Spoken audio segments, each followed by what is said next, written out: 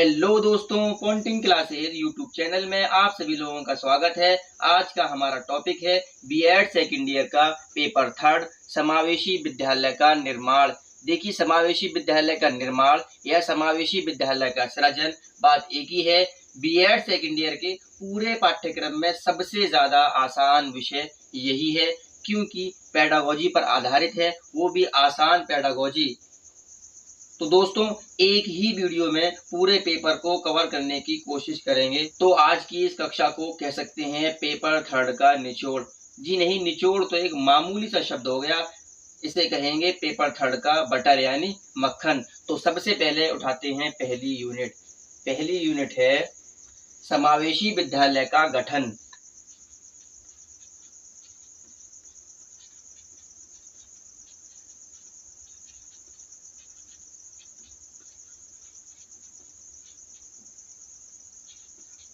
समावेशी विद्यालय का गठन पहली यूनिट है।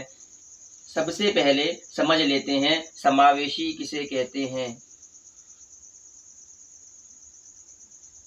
समावेशी का शाब्दिक अर्थ होता है सभी को सम्मिलित करना।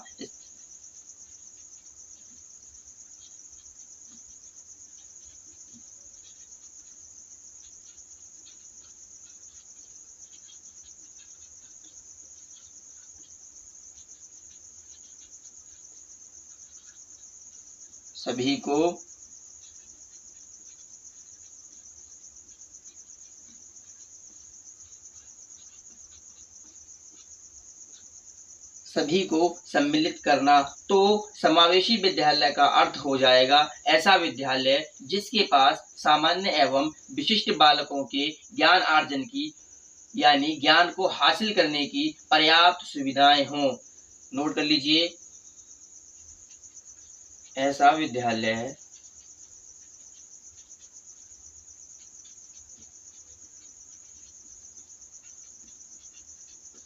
जिसके पास सामान्य एवं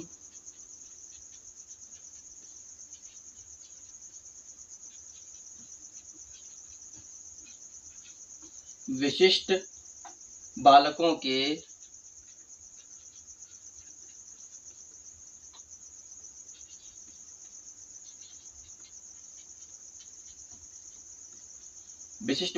के ज्ञान आर्जन की यानी ज्ञान को हासिल करने की पर्याप्त सुविधाएं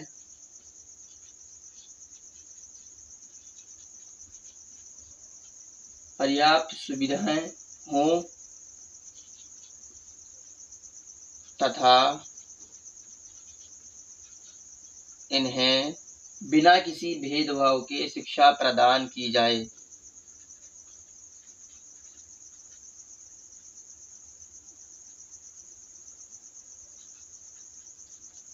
बिना किसी भेदभाव के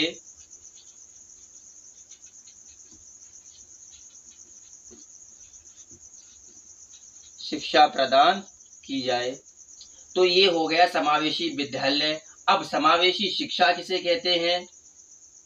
ऐसी शिक्षा जो कक्षा कक्ष में विभिन्नता को स्वीकार करने की एक मनोवृत्ति है, जिसके अंतर्गत विभिन्न शिक्षा क्षमता वाले बालक सामान्य शिक्षा प्रणाली में एक साथ अध्ययन करते हैं, समावेशी शिक्षा कहलाती है। नोट कर लीजिए इसे भी।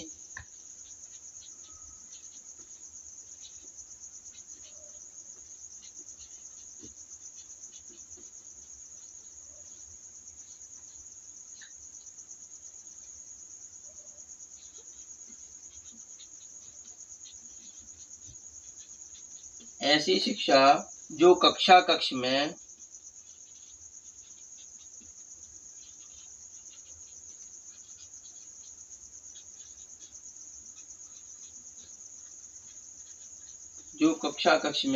विभिन्नता को स्वीकार करने की एक मनोवृत्ति है,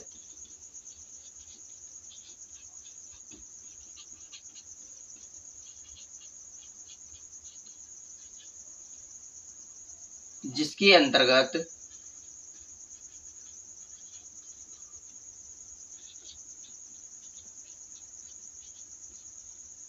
विभिन्न शिक्षा क्षमता वाले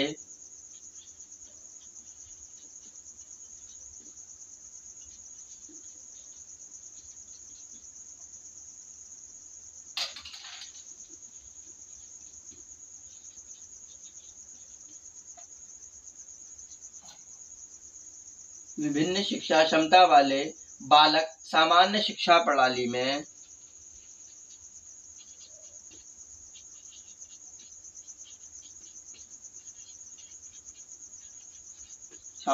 प्रणाली में एक साथ अध्ययन करते हैं।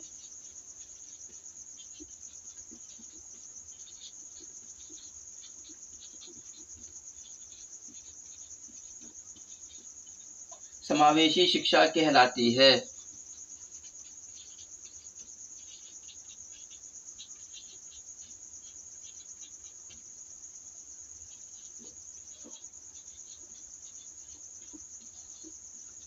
एक बार फिर से रिवीजन कर लेते हैं। ऐसी शिक्षा जो कक्षा कक्ष में विभिन्नता को स्वीकार करने की एक मनोवृत्ति है, जिसके अंतर्गत विभिन्न शिक्षा क्षमता वाले बालक सामान्य शिक्षा प्रणाली में एक साथ अध्ययन करते हैं, समावेशी शिक्षा कहलाती है। यानी कि सामान्य बालक और विशिष्ट बालक दोनों ही एक साथ अध्ययन करते हैं, समावेशी शिक्षा कहलाती है। अब कुछ पॉइंट नोट कर लीजिए जो कि महत्वपूर्ण है। सबसे पहला है, समावेशी शिक्षा का प्रारंभ कहाँ से हुआ था? तो समावेशी शिक्षा का प्रारंभ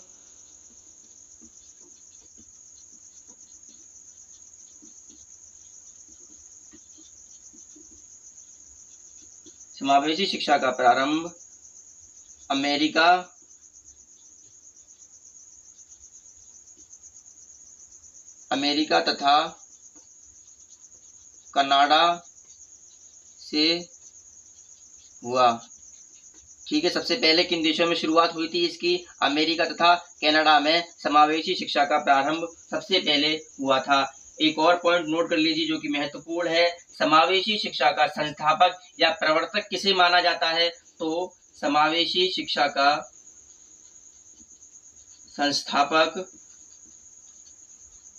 संस्थापक डेक्रोली तथा फार्मसन को माना जाता है। देखिए, इन दोनों को ही समावेशी शिक्षा का संस्थापक माना जाता है। एक और बहुत ही महत्वपूर्ण पॉइंट इसी यूनिट के अंतर्गत रहता है आपका, विविधता किसे कहते हैं? इसके ऊपर कई सारे प्रश्न आपके बने हुए हैं। विविधता किसे कहते हैं? विविधता को एक शब्द में कहना चाहें तो कह सकते हैं विभिन्नता। यानी इसका सामान्य अर्थ होता है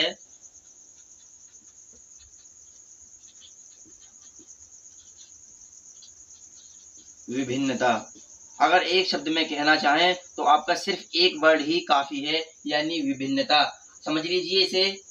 जिस प्रकार दूसरे प्राणियों में विभिन्नता पाई जाती है, ठीक उसी प्रकार मनुष्यों में भी विभिन्नता पाई जाती है। जैसे अंधे, बहरे, प्रतिभाशाली, मंदबुद्धि, और इसी विभिन्नता को डाइवर्सिटी यानी विविधता कहते हैं। तो नोट कर लीजिए, जैसे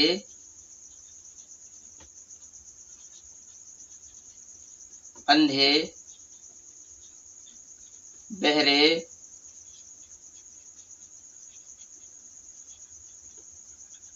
प्रतिभाशाली, मंदबुद्धि, और इसी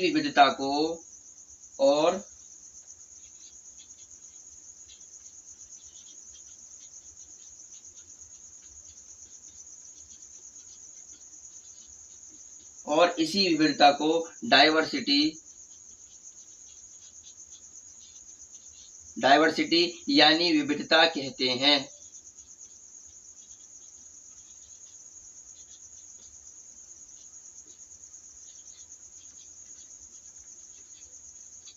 देखिए, बहुत ही महत्वपूर्ण टॉपिक था। हमने सिर्फ 2 लाइनों में ही इसको समझ लिया, यानी बहुत ही संक्षेप में पढ़ना है, केवल उतना ही पढ़ना है जो हमारी परीक्षा के लिहाज से जरूरी है। पहली यूनिट में यही सब बार बार दोहराया गया है। तो समझ लीजिए आपकी पहली यूनिट कंप्लीट हो चुकी है। आगे देखते हैं, आप चाहें तो इसका स्क्रीनशॉट ले सकते हैं। अब देखते हैं दूसरी यूनिट, जो कि सबसे ज़्यादा महत्वपूर्ण है, क्योंकि सबसे ज़्यादा प्रश्न इसी यूनिट के अंतर्गत बनते हैं। यूनिट का नाम है विशिष्ट बालकों की रूपरेखा।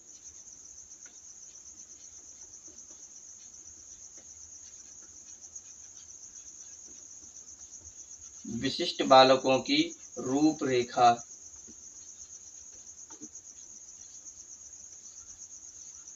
दूसरी यूनिट है आपकी। सबसे पहले विशिष्ट शब्द को समझ लेते हैं। विशिष्ट शब्द क्या है? विशिष्ट शब्द का उपयोग सकारात्मक तथा नकारात्मक यानी पॉजिटिव एंड नेगेटिव दोनों गुणों के लिए किया जाता है। यानी अगर किसी बालक के अंदर बहुत ज्यादा अच्छे गुण हैं तब भी वह विशिष्ट बालक है, या बहुत ज्यादा बुरे गुण हैं तब भी वह विशिष्ट बालक है। नोट कर लीजिए, विशिष्ट। विशिष्ट शब्द का अर्थ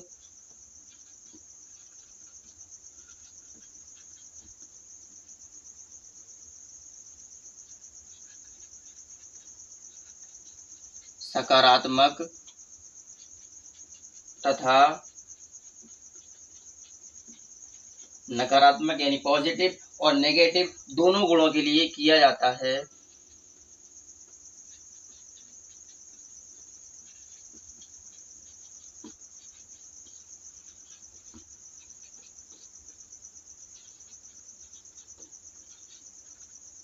यानी अगर किसी बालक के अंदर बहुत ज्यादा अच्छे गुण हैं,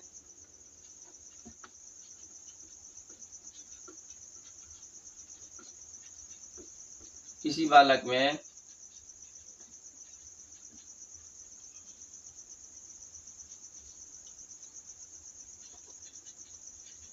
बहुत ज्यादा अच्छे गुण हैं तब भी वह विशिष्ट बालक है।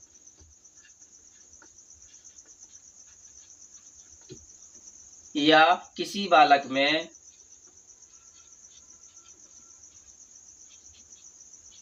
बहुत ज्यादा दोष हैं तब भी वह विशिष्ट बालक है।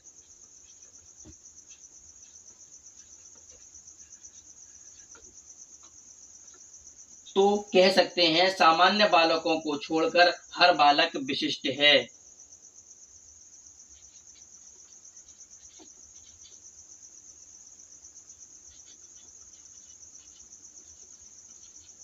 तो कह सकते हैं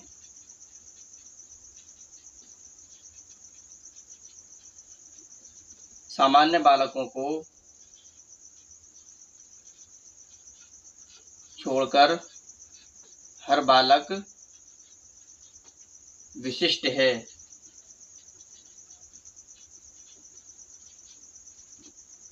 ये तो मेरी अपनी विचारधारा थी। अब किताब की परिभाषा क्या है उसे भी समझ लीजिए। वे बालक जो अपनी योग्यताओं, क्षमताओं, व्यक्तित्व एवं व्यवहार के द्वारा अपनी उम्र के दूसरे बालकों से भिन्न होते हैं, विशिष्ट बालक कहलाते हैं। देखिए आपकी किताब में परिभाषा जो थी वो ये है, वे बालक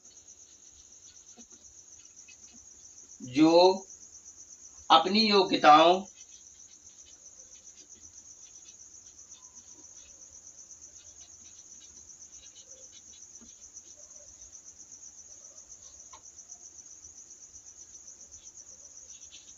क्षमताओं, व्यक्तित्व एवं व्यवहार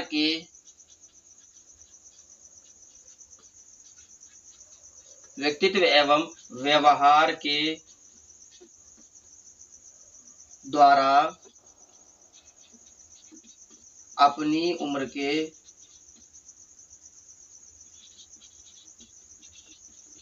उम्र के दूसरे बालकों से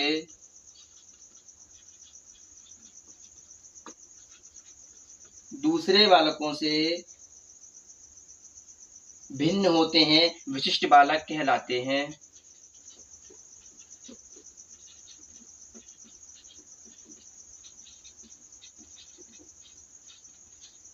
विशिष्ट बालक कहलाते हैं। देखिए किताब में भी वही बात है, वे बालक जो अपनी योग्यताओं, क्षमताओं, व्यक्तित्व एवं व्यवहार के द्वारा अपनी उम्र के दूसरे बालकों से भिन्न होते हैं, विशिष्ट बालक कहलाते हैं।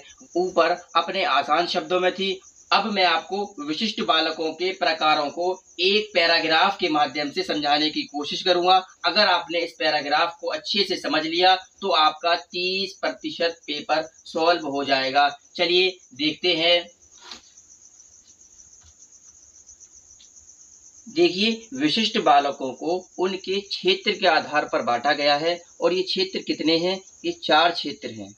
कौन कौन से हैं? सबसे पहला है बौद्धिक दृष्टि से विशिष्ट बालक, अगला है शैक्षिक दृष्टि से विशिष्ट बालक, उसके बाद है समस्यात्मक दृष्टि से विशिष्ट बालक और शारीरिक दृष्टि से विशिष्ट बालक। अब पहले वाले को देखते हैं, बौद्धिक दृष्टि से विशिष्ट बालक कौन कौन से हैं। इसके अंतर्गत 2 प्रकार रखे गए हैं। सबसे पहला है प्रतिभाशाली बालक और इसके बाद ही मंद बुद्धि बालक, यानी ये दोनों ही बालक बुद्धि के अंतर्गत चलते हैं, यानी इनको पहचानने का जो तरीका है वो है बुद्धि लब्धि। इनको पहचानने का तरीका बुद्धि लब्धि है और इसको अभी आगे डिटेल में बिल्कुल बताया जाएगा। उसके बाद अगला है शैक्षिक दृष्टि से विशिष्ट बालक। देखिए इसके अंतर्गत भी 2 प्रकारों को रखा गया है। सबसे पहला है तीव्र बालक, अगला है पिछड़े बालक। देखिए हमें ये बात कैसे पता चलेगी कौन सा बालक तीव्र है और कौन सा पिछड़ा है, तो इसको निकालने के लिए एक तरीका होता है जिसे कहते हैं शैक्षिक लब्धि। इसे भी अभी आपको डिटेल में बताया जाएगा। ठीक है, अगला है समस्यात्मक बालक। इसके अंतर्गत भी 2 प्रकार रखे गए हैं। सबसे पहला होता है कुसमायोजित बालक। देखिए कुसमायोजित बालक किसे कहते हैं? ऐसे बालक जो समाज या लोगों के बीच अपना समायोजन नहीं कर पाते हैं, कुसमायोजित बालक कहलाते हैं। और उसके बाद अगला है संवेगात्मक असंतुलित बालक, यानी जिन बालकों का इमोशनली डेवलपमेंट नहीं हुआ होता है उन्हें संवेगात्मक असंतुलित बालक कहते हैं। और इसके अंतर्गत कौन कौन से बालक आते हैं?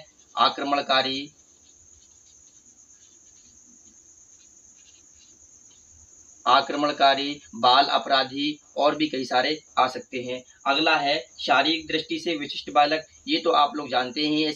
इसके अंतर्गत अंधे बालक, बहरे बालक, विकलांग बालक और अपंग बालक, इसी के साथ ही और भी प्रकार आ सकते हैं। देखिए इस पैराग्राफ को बहुत अच्छे से समझ लीजिए क्योंकि ज़्यादातर प्रश्न इसी पैराग्राफ के अंतर्गत आपके बने हैं। प्रश्न कैसे बने हैं कि बौद्धिक दृष्टि से विशिष्ट बालकों के कितने प्रकार हैं? तो 2 प्रकार हैं। कौन कौन से हैं? प्रतिभाशाली और मंदबुद्धि बालक। इसी प्रकार एक और प्रश्न बन जाएगा आपका कि प्रतिभाशाली बालक किस श्रेणी के अंतर्गत आता है? तो यह बुद्धि के अंतर्गत आता है। ठीक उसी प्रकार तीव्र बालक किस श्रेणी के अंतर्गत आता है? तो यह शिक्षा के अंतर्गत आता है। इसी तरीके से कई सारे प्रश्न आपके इसी पैराग्राफ से बन जाएंगे। एक और पॉइंट नोट कर लीजिए, बहुत ही ज़रूरी है। कुछ बालक ऐसे भी होते हैं जिनमें एक से अधिक भिन्नताएं होती हैं, जैसे कि सपोज दैट विकलांग बालक प्रतिभाशाली बालक भी हो सकता है। आपने देखा होगा कुछ लोग जो पैरों से माजूर हैं लेकिन उनकी बुद्धि बहुत ही बेहतरीन काम करती है। तो कह सकते हैं कि एक बालक में एक से अधिक भिन्नताएं पाई जाती हैं। चलिए अब अगला पैराग्राफ है उसे भी समझ लीजिए। सबसे पहले दी गई है आपकी बुद्धि लब्धि। देखिए बुद्धि लब्धि किसे कहते हैं और इसकी शुरुआत कब से हुई थी? सबसे पहले स्टर्न ने 1912 में बताया कि बालक की मानसिक आयु को शारीरिक आयु से भाग देकर उसकी बौद्धिक तीव्रता या मंदता यानी प्रतिभाशाली है या मंदबुद्धि है, ये बात का पता लगाया जा सकता है। ठीक है, अब कुछ पॉइंट दिया है। टर्मन ने बुद्धि लब्धि को ज्ञात करने के लिए एक सूत्र प्रतिपादित कर दिया, यानी स्टर्न की विचारधारा से प्रभावित होकर टर्मन ने बुद्धि लब्धि को निकालने के लिए एक सूत्र दिया, यानी बुद्धि लब्धि का सर्वप्रथम प्रयोग स्टर्न ने किया था लेकिन बुद्धि लब्धि का जो सूत्र है उसे टर्मन ने दिया था। तो कौन सा है? बुद्धि लब्धि यानी IQ इज इक्वल टू मानसिक आयु मेंटल एज अपॉन वास्तविक आयु क्रोनोलॉजिकल एज इनटू 100। इसका शॉर्ट में बन जाएगा IQ is equal to MA upon CA। देखिए ये सूत्र बहुत ही महत्वपूर्ण है, BEd, TET और CTET तीनों के लिए बहुत ही जरूरी है। अगला पॉइंट है, टर्मन ने बुद्धिलब्धि के आधार पर ही बौद्धिक स्तर की कुछ श्रेणियां बताई हैं। कौन कौन सी श्रेणियां हैं? देखिए इनसे भी कई सारे प्रश्न आपके इसी पेपर में बने हैं। 140 से ऊपर वाले व्यक्ति को क्या कहते हैं? उसे कहते हैं प्रखर यानी जीनियस, या प्रतिभाशाली भी कह सकते हैं। अगला है, जिसकी बुद्धिलब्धि 120 से 140 के बीच होती है उसे अत्यधिक उत्कृष्ट यानी वेरी सुपीरियर कहते हैं। उसके बाद अगला है, जिसकी बुद्धिलब्धि 110 से 119 के बीच होती है उसे उत्कृष्ट यानी सुपीरियर, केवल उसे सुपीरियर कहते हैं। अब देखिए ये है सबसे ज्यादा महत्वपूर्ण, जो कि इससे प्रश्न आपका ज्यादातर बना है। जिसकी बुद्धिलब्धि 90 से 109 के बीच में रहती है उसे सामान्य बालक या औसत बालक या इंग्लिश में एवरेज चिल्ड्रन कहते हैं। देखिए इसे आप लोगों को खास तौर से याद रखना है। उसके बाद अब क्या है, नीचे आते जाएंगे, यानी जिन बालकों की बुद्धिलब्धि 80 से 89 के बीच में होती है उनके अंदर मंदता यानी डलनेस आ जाती है। उसके बाद अगला है, 70 से 79 के बीच में जिनकी बुद्धिलब्धि होती है उनको मानसिक दुर्बलता कहते हैं। और उसके बाद 70 से नीचे जिनकी बुद्धिलब्धि होती है उसे क्षीण बुद्धि कहते हैं। देखिए इसमें जो याद करने के लिए जरूरी है वो है 140 से ऊपर वाले बालकों को प्रतिभाशाली, जीनियस या प्रखर कहते हैं। और उसके बाद सबसे लास्ट वाले को, 70 से नीचे वाले को क्षीण बुद्धि कहते हैं। और उसके बाद बीच वाले को, यानी ये तीन खास तौर से आप लोगों को याद रखना है।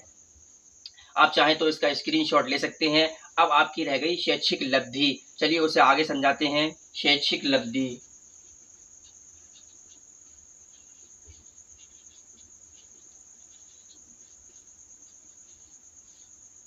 शैक्षिक लब्धि का क्या काम होता है? इसका काम होता है कि बालक शिक्षा के अंतर्गत तीव्र बालक है या पिछड़ा बालक है। देखिए यह भी बुद्धि लब्धि की तरह ही है बिल्कुल। सबसे पहले निकालना क्या है हमें? शैक्षिक लब्धि, जिसे इंग्लिश में कहते हैं एजुकेशन क्वांटिएंट, यानी EQ इज इक्वल टू हो जाएगा आपका शैक्षिक आयु, वहां क्या था मानसिक आयु, तो यहाँ क्या हो जाएगा शैक्षिक आयु, जिसे इंग्लिश में कहते हैं EA यानी एजुकेशन एज अपॉन वास्तविक आयु यानी CA क्रोनोलॉजिकल एज इनटू 100। देखिए कोई भी फर्क नहीं है, बस क्या है MA की जगह EA आ गया है, बाकी पूरा सूत्र सेम है। इसे शॉर्ट में अगर कहना चाहें तो शॉर्ट में बन जाएगा ये EQ is equal to EA upon CA into 100। बस इन्हीं दोनों सूत्र को अच्छे से याद कर लीजिए, इन्हीं से आपके दूसरी यूनिट में प्रश्न बने हैं। देखिए 3 प्रकार की शिक्षा होती है। सबसे पहले मैंने आप लोगों को बताई थी समावेशी शिक्षा किसे कहते हैं, फिर उसके बाद विशिष्ट शिक्षा किसे कहते हैं, और अब एक और पॉइंट रह गया है आपका एकीकृत शिक्षा किसे कहते हैं, जो कि इसी यूनिट में है। एकीकृत शिक्षा तथा समावेशी शिक्षा में बहुत ही बारीक सा अंतर है, समझ लीजिए। एकीकृत शिक्षा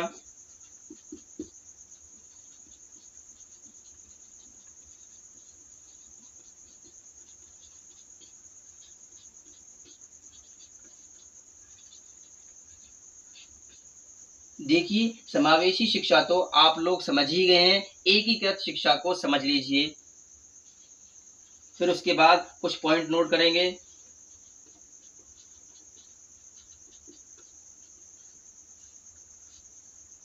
वर्तमान में एकीकृत शिक्षा के विद्यालय सबसे ज्यादा हैं, यानी जो वर्तमान में शिक्षा प्रणाली है वो एकीकृत शिक्षा के ऊपर ही आधारित है।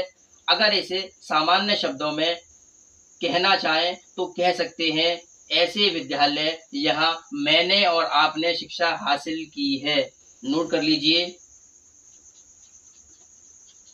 सामान्य शब्दों में कहना चाहें तो सामान्य शब्दों में कह सकते हैं,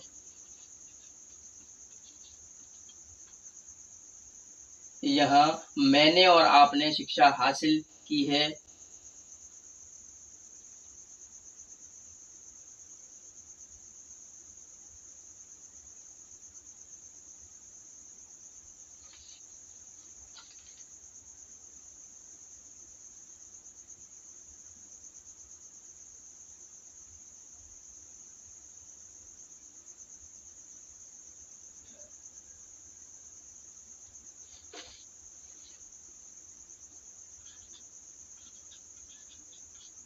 यहाँ मैंने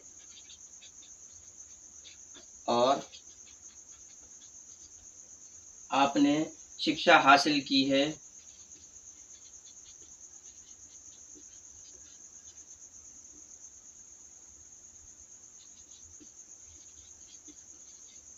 वही समावेशी शिक्षा है और उन्हीं विद्यालयों को समावेशी विद्यालय कहते हैं।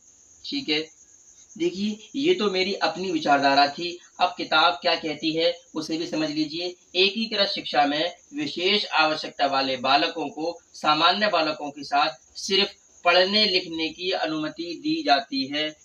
स्पेस कम है, आगे नोट करेंगे। आप चाहें तो इसका स्क्रीनशॉट ले सकते हैं। चलिए आगे देखते हैं, नोट कर लेते हैं। एकीकृत शिक्षा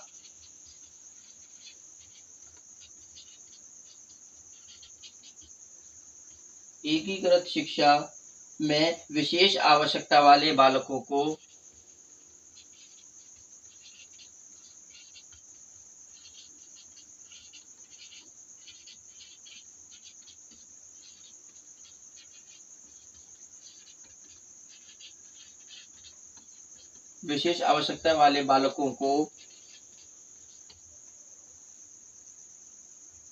सामान्य बालकों के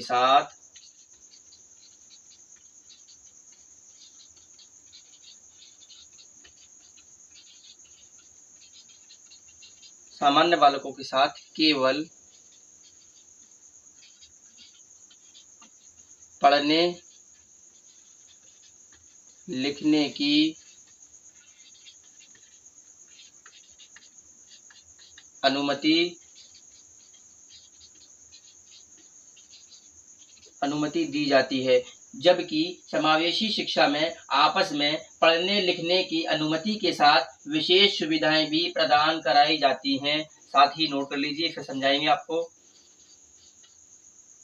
जबकि समावेशी शिक्षा में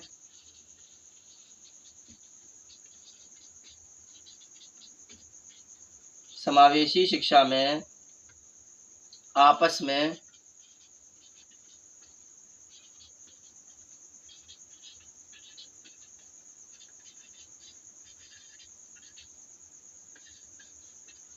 में पढ़ने लिखने की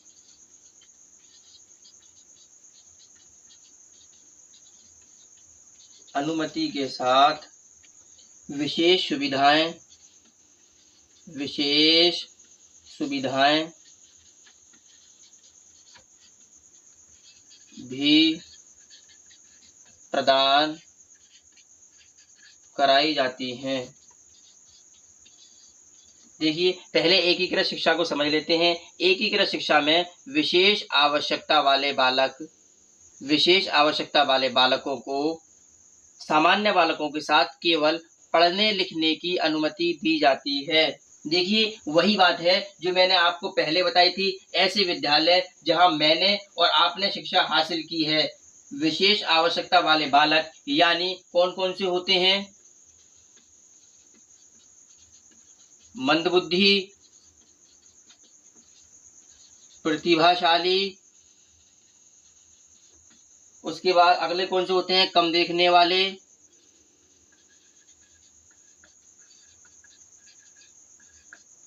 वाले, बालक। जब हम विद्यालय में थे तो हमारे साथ कुछ बालक मंदबुद्धि के भी थे तथा कुछ बालक प्रतिभाशाली के भी थे, और साथ ही कुछ बालक जिन्हें कम दिखाई देता था यानी चश्मे का इस्तेमाल भी करते थे। तो यह बालक सब कैसे हैं? विशिष्ट बालक हैं। लेकिन इन्हें एकीकृत शिक्षा में पढ़ने लिखने की ही अनुमति थी, यानी इनके लिए कोई भी विशेष इंतजाम नहीं थे। जबकि समावेशी शिक्षा में आपस में पढ़ने लिखने की अनुमति के साथ साथ विशेष सुविधाएं भी प्रदान कराई जाती हैं, इसलिए वह समावेशी शिक्षा कहलाती है। विशेष सुविधाओं से क्या मतलब है, यानी लंगड़े बालकों के लिए विशेष प्रकार की एक्सरसाइज तथा कम देखने वाले बालकों के लिए लेंसों का उपयोग किया जाता है। और भी कई सारी एक्टिविटी कराई जाती हैं। समावेशी शिक्षा इसी को कहते हैं। ठीक है, विशेष सुविधाओं से क्या मतलब है, यानी जिस प्रकार का बालक है उसको उसी प्रकार की एक्टिविटी कराना विशेष सुविधाएं कहलाती हैं। पॉइंट छूट गया था आपका, इसे और समझ लीजिए। विशिष्ट शिक्षा, केवल हमने विशिष्ट की बात करी थी और विशिष्ट बालकों की बात करी थी। विशिष्ट शिक्षा जो है इसी यूनिट के अंतर्गत है, वो रह गया था, इसे और नोट कर लीजिए। देखिए, ये सभी आपके विशिष्ट बालक ही हैं। मैंने आप लोगों को बताया था, अगर किसी बालक के अंदर बहुत ज़्यादा अच्छे गुण हैं तब भी वह विशिष्ट बालक है, या बहुत ज़्यादा बुरे दोष हैं तब भी वह विशिष्ट बालक है। तो कह सकते हैं सामान्य बालकों को छोड़कर हर बालक विशिष्ट है, और इन्हीं बालकों को शिक्षा प्रदान कराना ही विशिष्ट शिक्षा कहलाता है। बहुत ही सामान्य सी बात है। विशिष्ट बालकों को शिक्षा प्रदान कराना ही विशिष्ट शिक्षा है। और विशिष्ट बालक कौन से होते हैं, यही सारे हैं, मंदबुद्धि, प्रतिभाशाली, कम देखने वाले बालक। देखिए, दूसरी यूनिट सबसे ज़्यादा महत्वपूर्ण है और ये भी लगभग आपकी पूरी हो चुकी है। इसके अंतर्गत इन्हीं सब चीज़ों को बार बार दोहराया गया है। अगली यूनिट है आपकी पाठ्यचर्या की रूपरेखा।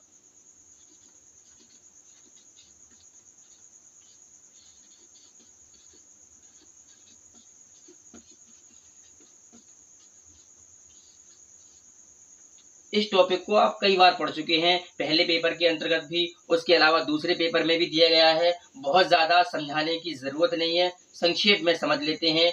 पाठ्यचर्या पाठ्य वस्तु का ही एक अंग है, जिसे पाठ्य वस्तु, विषय वस्तु या सिलेबस कई नामों से जाना जाता है। नोट कर लीजिए। पाठ्यचर्या पाठ्यक्रम का ही एक अंग है, जिसे पाठ्यवस्तु कोमला के विषय वस्तु, विषय विवरण या सिलेबस कई नामों से जाना जाता है।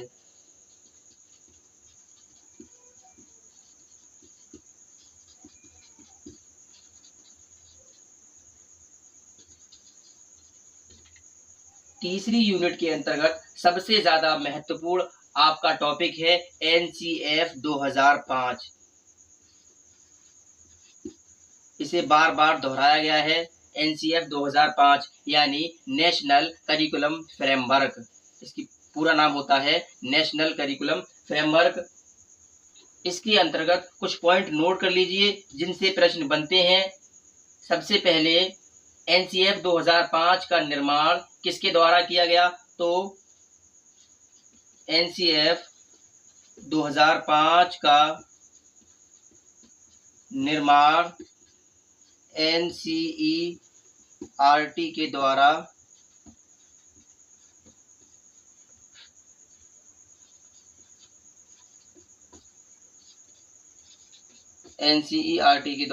किया गया। और एनसीईआरटी का मुख्यालय कहाँ है आपका, नई दिल्ली में है। इससे प्रश्न बना है आपका। उसके बाद अगला पॉइंट नोट कर लीजिए। इसको प्रोफेसर कृष्ण कुमार के नेतृत्व में पूरा किया गया। इसको प्रोफेसर कृष्ण कुमार के नेतृत्व में पूरा किया गया। उसके बाद अगला पॉइंट नोट कर लीजिए, इसके अध्यक्ष प्रोफेसर यशपाल थे।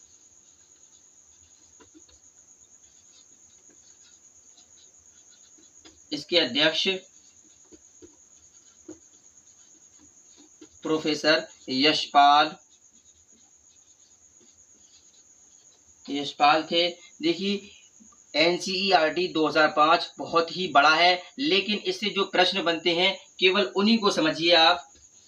उसके बाद अगला पॉइंट है, एनसीएफ 2005 को 5 अध्यायों में वर्गीकृत किया गया है, यानी एनसीएफ 2005 के 5 अध्याय हैं या 5 प्रारूप हैं। देखिए 5 है लास्ट में, तो समझ जाना 2005 में 5 ही अध्याय हैं। इससे क्या याद करने में आपको आसानी हो जाएगी। इसके बाद अगला पॉइंट जो कि बहुत ही ज़्यादा ज़रूरी है, एक प्रश्न बनता है, एनसीईएफ 2005 की बैठक कब बुलाई गई थी? तो एनसीईएफ 2005 की बैठक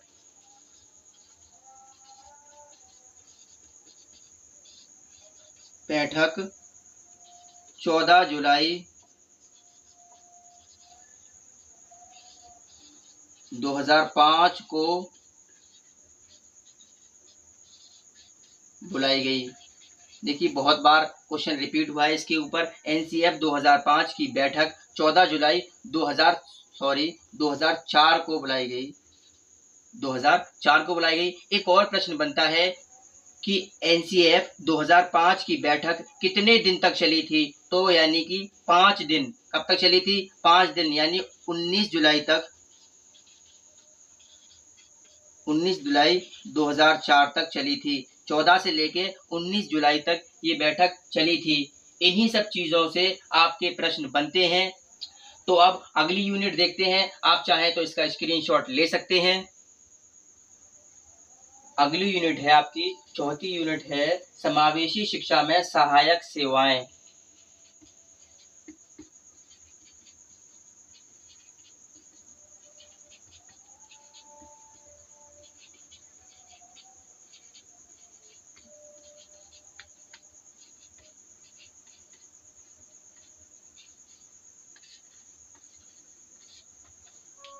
इसके अंतर्गत केवल 2 पॉइंट देखेंगे। सबसे पहला होता है आपका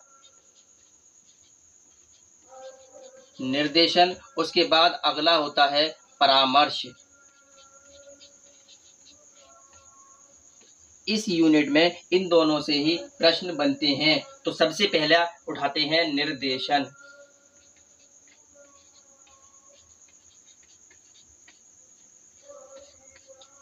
सामान्य शब्दों में कह सकते हैं कि निर्देशन एक सीधा रास्ता प्रदान कराने की प्रक्रिया है।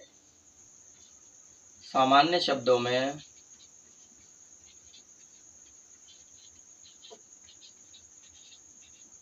कह सकते हैं कि निर्देशन एक सीधा रास्ता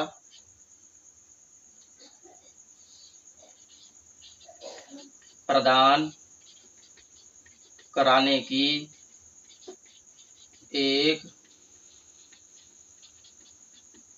प्रक्रिया है। देखिए बहुत ही संक्षेप में हमने सिर्फ कुछ ही शब्दों में इसके मतलब को समझ लिया। एक और दूसरी परिभाषा होती है, किसी व्यक्ति विशेष की बात को अपनी इच्छा से स्वीकार करना तथा उसको फॉलो करना ही निर्देशन कहलाता है। इसे भी नोट कर लीजिए। या किसी व्यक्ति विशेष की बात को अपनी इच्छा से स्वीकार करना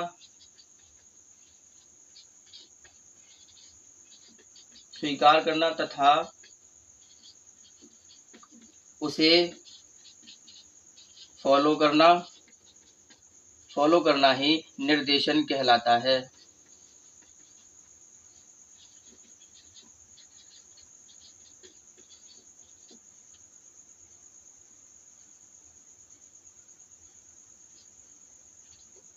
अब इसके कुछ प्रकार होते हैं जिनसे प्रश्न आपके बनते हैं।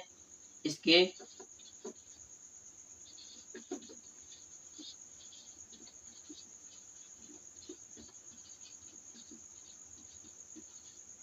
कौन कौन से होते हैं? सबसे पहला होता है आपका व्यावसायिक निर्देशन।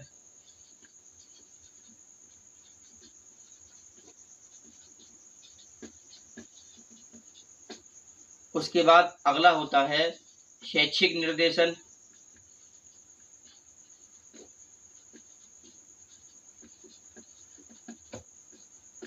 उसके बाद अगला होता है व्यक्तिगत निर्देशन।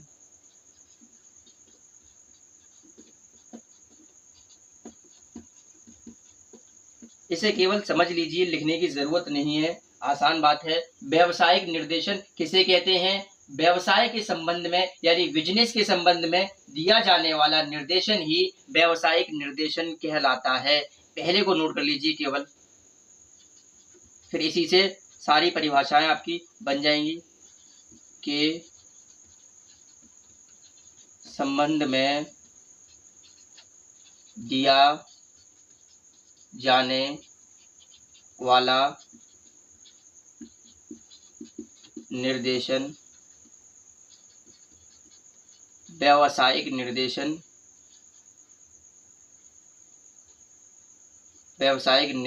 कहलाता है।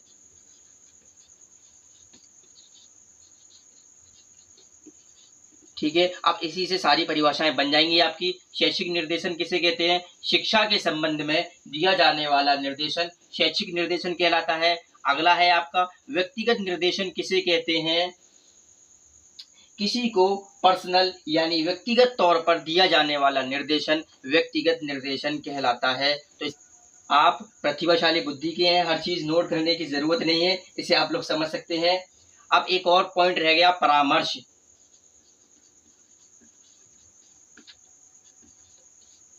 देखिए, परामर्श किसे कहते हैं? किसी व्यक्ति की समस्याओं एवं कठिनाइयों को दूर करने के लिए दी जाने वाली सलाह परामर्श कहलाती है। नोट कर लीजिए, किसी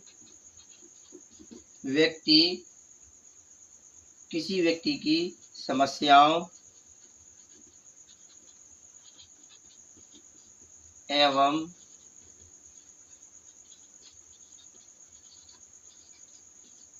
एवं कठिनाइयों को दूर करने के लिए दी जाने वाली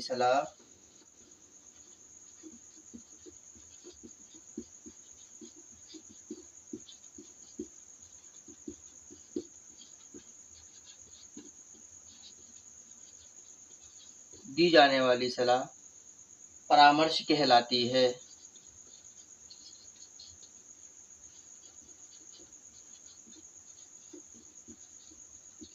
अगली हेडिंग है निर्देशन तथा परामर्श में अंतर।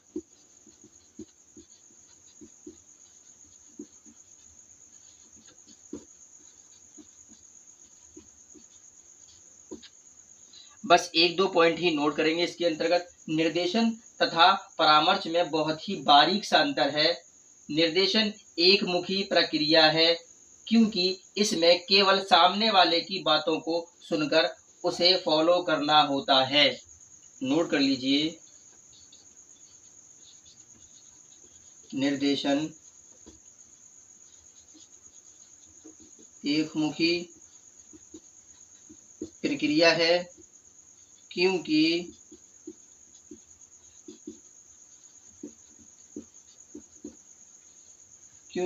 इसमें केवल सामने वाले व्यक्ति की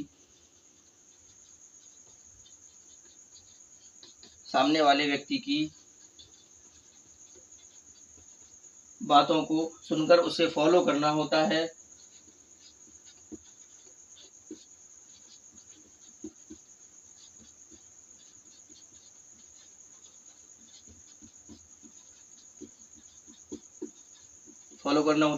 जबकि परामर्श द्विमुखी प्रक्रिया है, क्योंकि इसमें परामर्श देने वाले व्यक्ति की बातों को भी सुना जाता है तथा अपना भी पक्ष रखते हैं।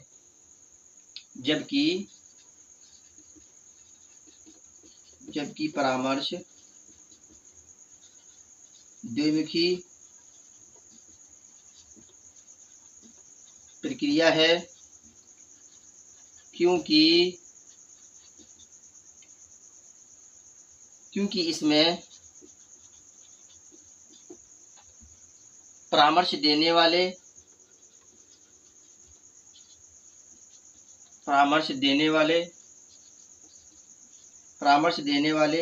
की बातों को भी सुना जाता है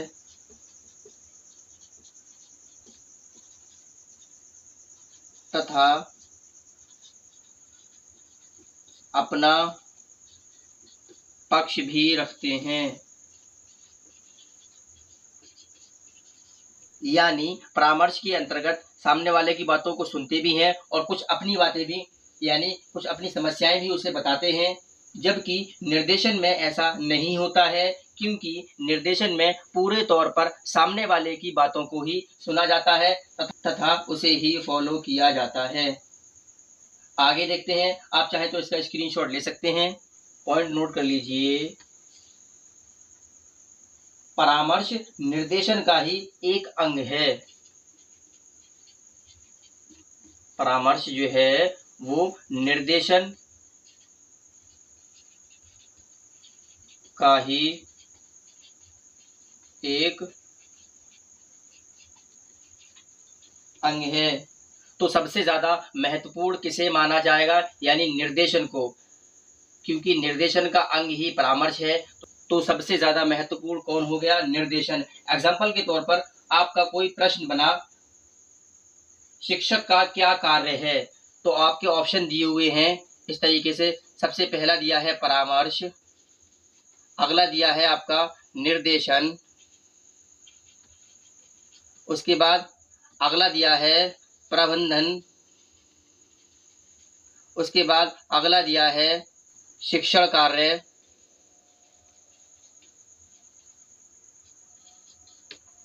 जब कभी भी इस प्रकार के ऑप्शन दिए हैं, अगर निर्देशन दिया है तो सबसे पहले आप निर्देशन को ही टिक करेंगे। अगर निर्देशन नहीं दिया है तो परामर्श को टिक करेंगे, क्योंकि निर्देशन का उर्दू में अर्थ होता है हिदायत, और जिसे हिदायत मिल गई उसे कुछ और मिलने की जरूरत नहीं है। सबसे ज्यादा जरूरी क्या है, निर्देशन। इस यूनिट में यही सब रिपीट हुआ है, तो यानी कि चौथी यूनिट भी आपकी कंप्लीट हो गई। अब देखते हैं अगली यूनिट। अगली यूनिट है कक्षा कक्ष में विविधता तथा अनुकूलन के नवीन उपागम। कक्षा कक्ष में विविधता तथा अनुकूलन के नवीन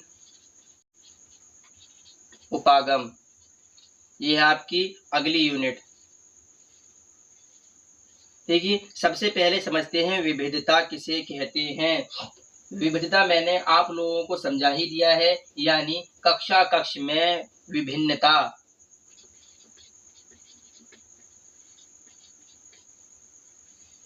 और विभिन्नता किस कारण उत्पन्न हो जाती है, जब सामान्य और विशिष्ट बालक आपस में शिक्षा ग्रहण करेंगे, यानी आपस में मिल जाएंगे, तो विभिन्नता का सामना तो करना पड़ेगा।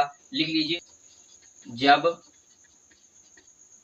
सामान्य बालक और विशिष्ट बालक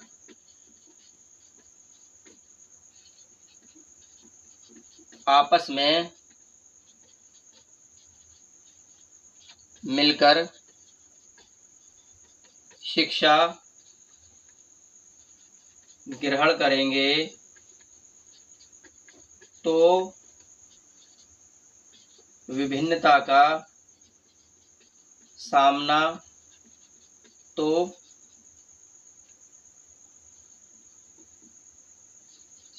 करना पड़ेगा। और इसी विभिन्नता को विविधता कहते हैं। अब अगला पॉइंट है अनुकूलन के नवीन उपागम, यानी कक्षा कक्ष के अंतर्गत नवीन उपागम। इसके अंतर्गत मल्टीमीडिया का इस्तेमाल, नोट कर लीजिए,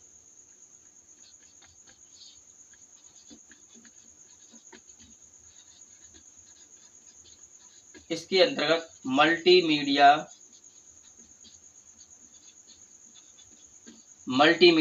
और मल्टीमीडिया का हिंदी अर्थ होता है बहुमाध्यम। इससे प्रश्न आपका बना है, बहुमाध्यम किसे कहते हैं? मल्टीमीडिया को बहुमाध्यम कहते हैं। यानी मल्टीमीडिया का उपयोग कॉमला के और किन किन चीजों का उपयोग किया जाएगा? उसके अलावा आधुनिक शिक्षण विधियों का उपयोग, आधुनिक शिक्षण विधियों का उपयोग तथा विशेष प्रकार की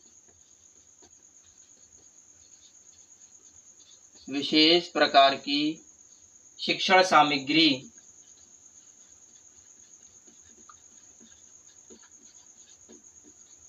सामग्री का इस्तेमाल किया जाता है।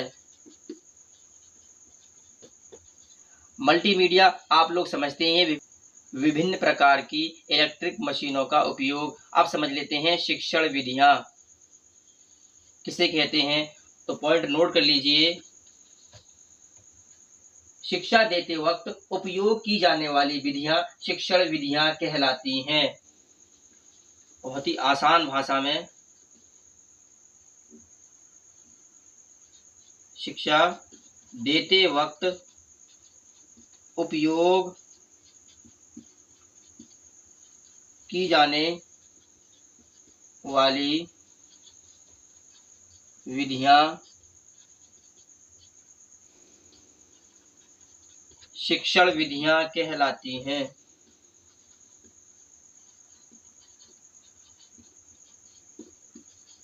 ठीक है, और ये कई प्रकार की होती हैं।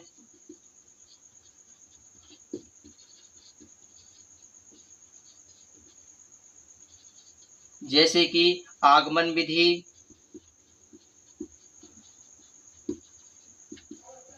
निगमन विधि,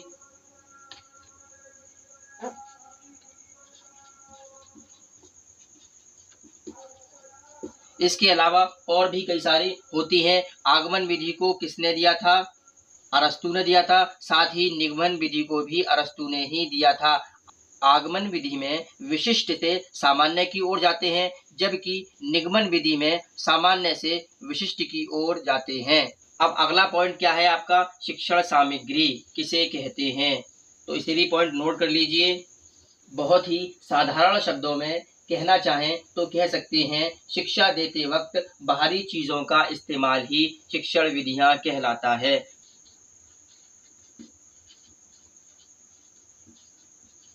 शिक्षा देते वक्त बाहरी चीजों का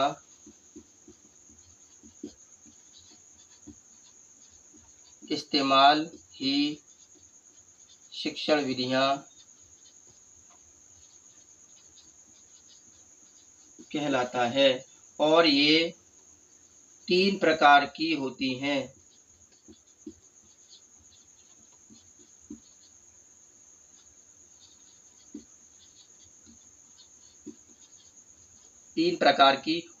कौन कौन सी होती हैं समझ लीजिए साथ में ही। सबसे पहले आती है श्रव्य सामग्री, उसके बाद अगली आती है दृश्य सामग्री,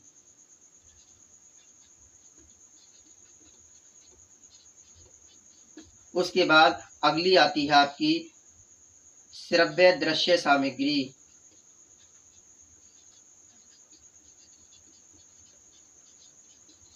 तीनों को संक्षेप में समझ लीजिए। जिसे केवल सुना जाता है श्रव्य सामग्री कहलाती है। जैसे मौखिक उदाहरण,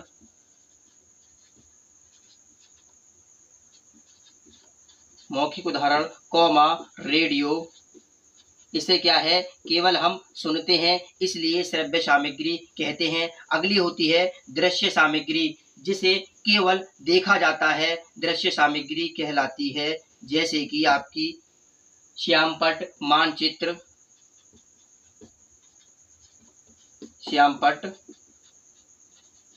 मानचित्र, क्योंकि इसे केवल देखा जाता है। अगली है आपकी श्रव्य दृश्य सामग्री, जिसे सुना भी जाता है और साथ ही देखा भी जाता है। श्रव्य दृश्य सामग्री कहलाती है, जैसे कि आपके टेलीविजन,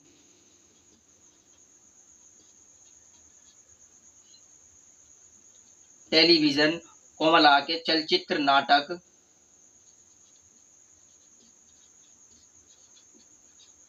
और भी हो सकती हैं। तो समझ लीजिए 5वीं यूनिट भी लगभग कंप्लीट हो चुकी है। तो दोस्तों ये था पेपर थर्ड का बटर यानी मक्खन। इसके अलावा इस पेपर से रिलेटेड और कोई भी समस्या हो तो कमेंट बॉक्स में ज़रूर बताना। उस समस्या को सुलझाने की भी पूरी कोशिश की जाएगी। अब अगली वीडियो में हम सबसे पहले प्रीवियस ईयर 2020 का क्वेश्चन पेपर सॉल्व करेंगे, जिससे प्रश्नों का व्यवहार समझ में आ जाएगा कि प्रश्न किस प्रकार के बनते हैं। तो दोस्तों अगर आप लोगों को वीडियो पसंद आया हो तो ज़्यादा से ज़्यादा शेयर करें, साथ ही हमारे चैनल को भी सब्सक्राइब करें, जिससे कि हम आगे वीडियो रिकॉर्ड कर सकें। आप लोगों की जानकारी में जितने भी लोगों का इस साल बीएड सेकेंड ईयर है, प्लीज़ सभी के पास वीडियो को शेयर कीजिए। तो मिलते हैं अगली वीडियो में, तब तक के लिए जय हिंद।